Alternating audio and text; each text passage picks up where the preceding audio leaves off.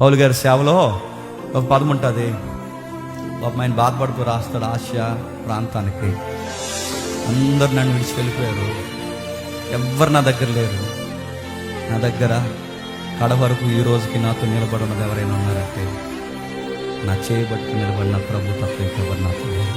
తెలిసి రాసాం తెలియక రాసాం, కానీ మన పాటలో మొదట్లయినదేనండి, మనుషులు ఎప్పుడు నీతో.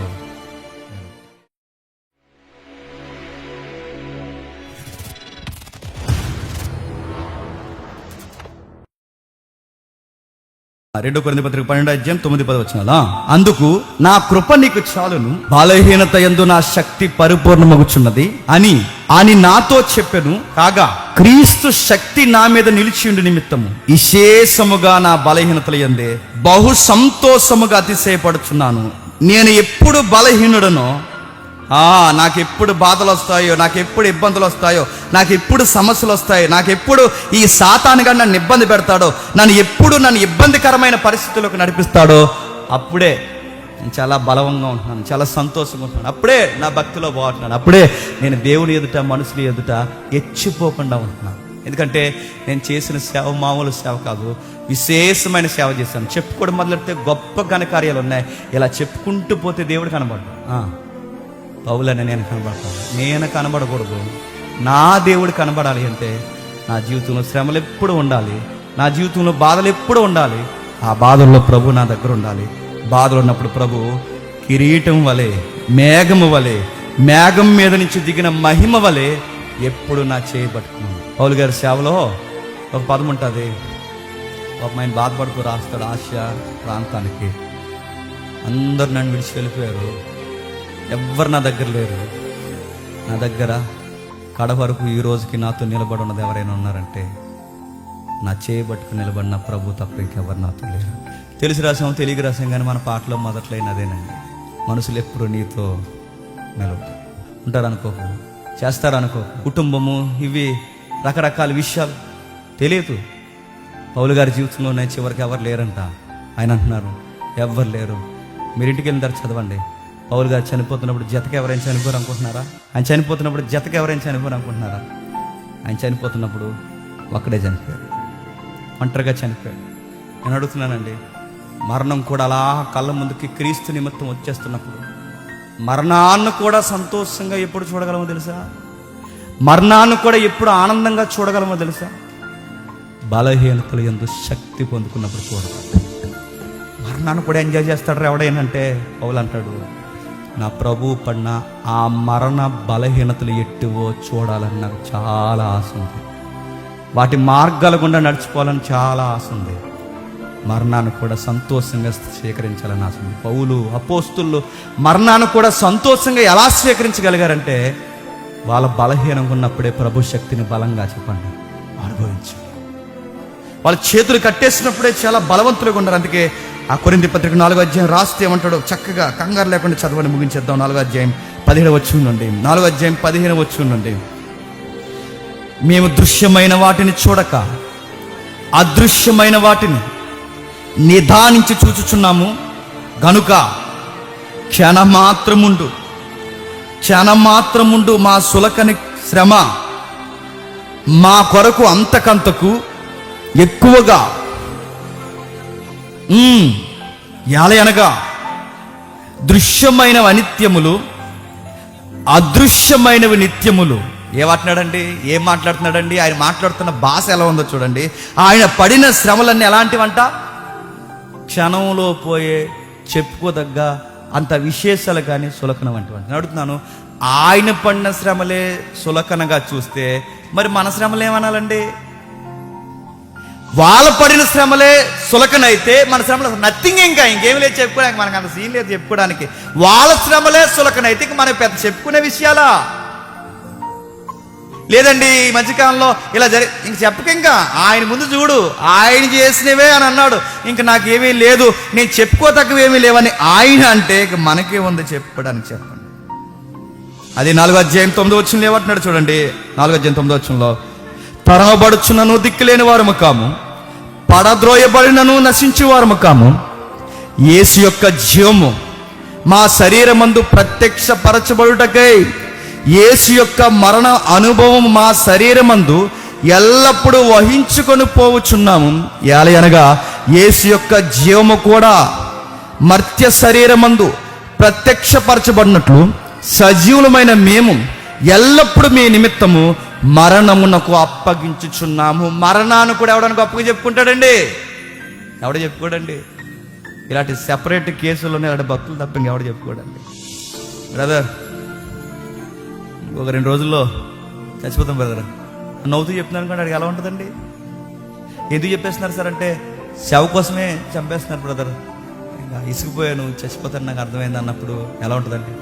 చావును కూడా సంతోషంగా చెప్పుకునే స్థాయి ఎవరికి వస్తుందంటే, ఆత్మీయంగా ఒక మెట్టి ఎక్కినోడికి వస్తుందండి, అందరికి రాదండి. నీకు 2 మోసన్స్ అయితేనే కంగారు అయిపోతున్నావు అంటే నీ ఆత్మీయ జీవితం ఎలా ఉందో నీకు అర్థం అవ్వాలి. నీకు చిన్న చలిజ్వరం వస్తే నువ్వు చాలా కంగారు అయిపోతున్నావు అంటే నీ ఆత్మీయ జీవితం ఎలా ఉందో నీకు అర్థం అవ్వాలి. నీ జీవితం గుర్తుపెట్టుకో, నీ ఆత్మీయ జీవితం ఎంత ధైర్యం కూడా తెలుసా? చావా రాని, దాన్ని కూడా నేను ఎంజాయ్ చేస్తా. ఐసీలోకి తీసుకెళ్తారా? తీసుకెళ్ళనే, దాన్ని కూడా ఎంజాయ్ చేస్తా. రోడ్డు మీద పడతానా? పన్నే, దాన్ని కూడా ఎంజాయ్ చేస్తా. చావును కూడా స్వాగతిస్తా. ఎందుకు చెప్పనా? ఓ మరణమారా, నువ్వు వచ్చి నన్ను ఏం చేస్తావు? వచ్చేయి, నేను త్వరగా ఈ శరీరమును విడిచి నా క్రీస్తుతో ఉండాలని విశేష ఆశ కలిగిన వాడే జీవిస్తుంది. మనం ఏ శ్రమలు ఉంటాయి చెప్పనా? వస్తారు, కొంచెం ప్రార్థనలో పెట్టండి పాస్టర్ గారు అంటారు. ఏమైందమ్మంటే, వడ్డీకి అప్పిచ్చామండి, ఆ ఎదవ ఇవ్వట్లేదు. కొన్ని వడ్డీ ఇవ్వకపోతే పోయాడండి, అసలైన ఇచ్చేలా కొంచెం ప్రార్థన చేయండి. అది కదమ్మంటే, అది అసలు అంటే కొంచెం ఆ పావల వడ్డీ అని ఇచ్చేలా నేను అడుగుతున్నాను. ఏంటి నీ వడ్డీ కోసం అంట? చెప్పండి. మేము ప్రార్థన చేయాలంటే ఆ వడ్డీని ఏమనుకుంటారు చెప్పిన? అదో పెద్ద శ్రమ అనుకుంటారండి. ఆ శ్రమ సేవ నిమిత్తం వచ్చిందా? ఆ శ్రమ నీ లేనిపోని నీ సంతోషాలకు పోయి నువ్వు అప్పులు చేసుకుంటే వచ్చింది. అది ఇది సేవ నిమిత్తం వచ్చిన శ్రమ కాదు. మీరు శ్రమలు చెక్ చేసుకోండి. సేవ వల్ల వచ్చే శ్రమలేంటో నీకు తెలియాలి, నీ స్వయంకృత అపరాధాల వల్ల వచ్చిన శ్రమ ఏంటో నీకు తెలియాలి. నీ స్వయంకృత అపరాధాల వల్ల నీకు శ్రమ వస్తే నీకు అతిశయం ఉండదు. అదే సేవ నిమిత్తం, ప్రభువు నిమిత్తం, సహవాస నిమిత్తం నీకు శ్రమ వస్తే ఆ శ్రమ నీకు ఎలా ఉంటుంది తెలుసా? ఎక్కడో తెలియని సంతోషం. అందుకే అంటున్నాడు, మా అల్టిమేట్ గోల్, మా చివరి ఆశ. ఇక చివరిగా పౌలు గారు మీరు ఏం కోరుకుంటున్నారని అడిగితే పౌలు గారు అంటున్నారు, ఈ టైంలో సార్ నదులు అయిపోయినాయి, సముద్రాలు అయిపోయినాయి, ఆపదలు అయిపోయినాయి, సహోదరులు అయిపోయారు, బంధువులు అయిపోయారు, అన్నీ అయిపోయాయి సార్, ఇంకొకటి ఉండిపోయింది సార్ లాస్ట్లో. ఇక అన్నీ అయిపోయింది సార్, ఇంకా లాస్ట్లో ఒకటి ఉండిపోయింది సార్. ఏంటి సార్ అని అడిగితే, ప్రభులాగే చచ్చిపోతే బాగుంది సార్, అదొక్కటి జరిగిపోతే నా జీవితం చెప్పండి సంపూర్ణం అయిపోతుంది. ఎవడన్నా కోరుకుంటాడండి ఇలాంటి ప్రార్థనలో? అందుకే అంటున్నాను, ఇది ఎవరు ఎదుగుతారంటే ఆత్మీయంగా ఒక మెట్టి ఎదగాలని ఎవడైతే అనుకుంటాడో వాడికే విషయం అర్థమవుతుంది. ఎంత గొప్ప సేవ చేసినా, ఎంత గొప్ప సేవ చేసినా, ఎంత విశేషమైన సేవ చేసినా, నిజమైన సేవకుని యొక్క ప్రార్థన, చివరి ప్రార్థన కూడా ఎలా ఉంటుందో తెలుసా? ప్రభువా మాకు చెప్పుకోవడానికి ఏమీ లేదు, మేము అతిశయించడానికి ఏమీ లేదు, మా అతిశయించింది ఏదైనా ఉందంటే ఉచితంగా మాకు ఇచ్చిన కృప ఉందే, ఆ కృపను బట్టే మేము అతిశయిస్తాం. నీ సేవ చేసామే, ఆ సేవను బట్టి అతిశయిస్తాం. మా గురించి చచ్చిపోయే ముందు కూడా మేము చెప్పుకోవాలనుకుంటే ఏముంది ప్రభువా, మేము పాపులం తప్ప ఇంకేం లేదు. ఈ వీడియో చూడండి, మీకు ఏడుపొస్తుంది. ప్రపంచమంతా దద్దరలు కొట్టిన సేవకుడు అండి. సౌండ్ పెట్టు ఒకసారి ఆప్షన్. ప్రపంచమంతా గొప్ప సేవ చేసినాడు, ప్రపంచమంతా గొప్ప సేవ చేసినాడు. ఆయన మీటింగ్ పెడితే ఫుట్బాల్ స్టేడియం నిండిపోయింది. అమెరికా గవర్నమెంట్ స్టేక్ అయిపోయింది. గవర్నమెంట్లన్నీ అండర్ ఒకే లైన్లోకి వచ్చేసింది. ఎంత గొప్ప సేవ చేసి లక్షల మందిని సంపాదించాడు, అనేక మంది మిషనరీలను తయారు చేశాడు. ఇక వారంలో చచ్చిపోతున్నాడు అన్నప్పుడు చివరి ఇంటర్వ్యూలో ఏమన్నా తెలుసా? ఆ ముగింపు ప్రార్థన చేస్తాడు. ఎంత గొప్ప సేవ చేస్తున్నాడు. సేవ కోసం కానీ ఏమి చెప్పాడు, ఏమంటాడంటే, మై లార్డ్, మై సేవియర్, నేను పాపిని, నా పాపాలు క్షమించి నన్ను చేర్చుకొని ప్రార్థన చేస్తాను. ఇలా ఆ టోన్ చూస్తే మనకి ఏమనిపించాలి? ఒకసారి వీడియో చూడండి, భలే అనిపిస్తుంది. And because of the hope we have in Jesus, we can all be in heaven someday forever. But first, there must be a decision here and now in this life. I'm going to ask you to pray this prayer. Dear Heavenly Father, I know that I'm a sinner, and I ask for your forgiveness. I believe you've died for my sins and rose from the dead. I turn from my sins. I repent of my sins. I invite you to come into my heart and life. I want to trust and follow you as my Lord and Savior. In Jesus' name, amen. ప్రార్థన చేశాడు. 2-3 రోజులు చచ్చి ఎంత సేవ చేసుకున్నాడు, ఎంత గొప్ప సేవ చేసుకున్నాడు. చిట్ట చివరిలో కూడా ఏమనుకుంటున్నాడు తెలుసా? నేను పాప. 4 రోజులు మందిరానికి వచ్చిన వాళ్ళు మనం ఏం చేస్తాం చెప్పండి? అందరినీ పాపులు అంటారు. ఇంత విశేషమైన సేవ చేసిన వాళ్ళు ఏమన్నా తెలుసా?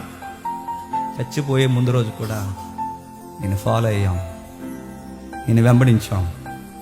నాకు అర్థమవుతుంది ప్రభువా, నీ కృప మాకు కావాలి, నీ దయ మాకు కావాలి.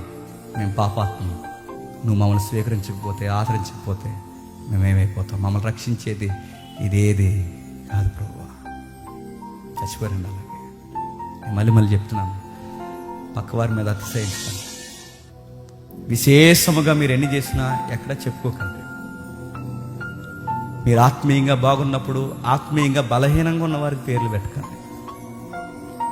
ఇంత ఆత్మీయంగా ఎదిగిన వాళ్ళే ఎవరికి పేర్లు పెట్టకుండా మాకేముంది సార్ చెప్పుకోవడానికి, పాపాత్మలు తప్ప అని ఏలే అంటే